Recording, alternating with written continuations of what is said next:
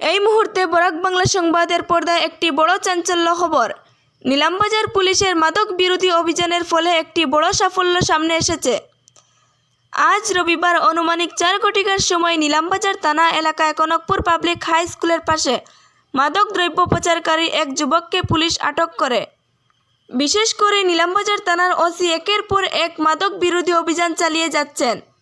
আজ রবিবার নিলামবাজার পুলিশের কাছে গোপন সূত্রের ভিত্তিতে পুলিশ অভিযান চালিয়ে নিলামবাজারের পার্শ্ববর্তী এলাকা কনকপুর পাবলিক হাই স্কুলের সামনে এক মাদক দ্রব্য পাচারকারীর কাছ থেকে 5040 পিস ইয়াবা ট্যাবলেট উদ্ধার করতে সক্ষম হয় নিলামবাজার পুলিশ, যার ওজন মোট 584 গ্রাম। পুলিশ জানিয়েছেন পাচারকারীর নাম আকরাম উদ্দিন, বয়স আনুমানিক 24 বছর, বাড়ি নিলামবাজারের সিঙ্গারিয়া এলাকায়। অভিযানের সময় আকরাম উদ্দিন নামের যুবকের কাছ থেকে 5040 পিস ইয়াবা ট্যাবলেট উদ্ধার করা হয়, যার মোট ওজন 584 গ্রাম। এই অভিযানটি নিলামবাজার পুলিশের মাদক দ্রব্যের পাচারকারীদের বিরুদ্ধে ধারাবাহিক তৎপরতার অংশ বলে জানানো হয়েছে।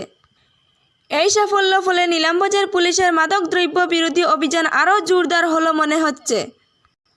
বর্তমান সময়ে যেভাবে মাদক দ্রব্য ব্যবসা শুরু হয়েছে, পুলিশকে আরও সচেতন থাকতে হচ্ছে।